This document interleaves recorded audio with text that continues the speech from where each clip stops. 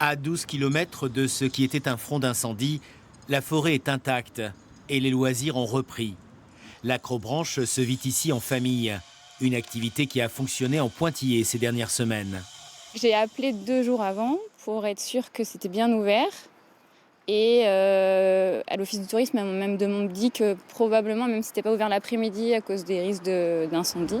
Ouvert un jour, fermé l'autre, ouvert un matin, fermé l'après-midi, la vigilance, feu de forêt, fragilise les parcs acrobatiques. La profession en a grandement souffert. Je pense qu'il y a beaucoup qui s'en relèveront pas. Voilà. Vivre du tourisme en fonction des couleurs du risque relève du défi.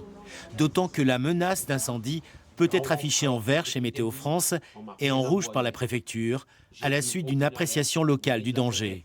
C'est très compliqué, très compliqué pour gérer le personnel, l'information de la clientèle qui vient, qui arrive, qui voit que c'est fermé, qui n'est pas forcément au courant. Les gens sont en vacances, ils ne sont pas là pour regarder les informations. Jeudi, le niveau de vigilance préfectorale est repassé à l'orange. Les acrobranches de la Gironde ont pu rouvrir toute la journée. Mais si les moniteurs sont là pour assister les pratiquants, ils gardent un œil sur la forêt.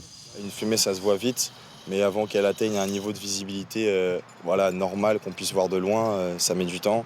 Et il y a des hectares qui brûlent en même pas 30 minutes, donc faut faire attention et tout. Donc voilà, on reste à l'affût au cas où. Sur le site, la signalisation contre la cigarette a aussi été renforcée.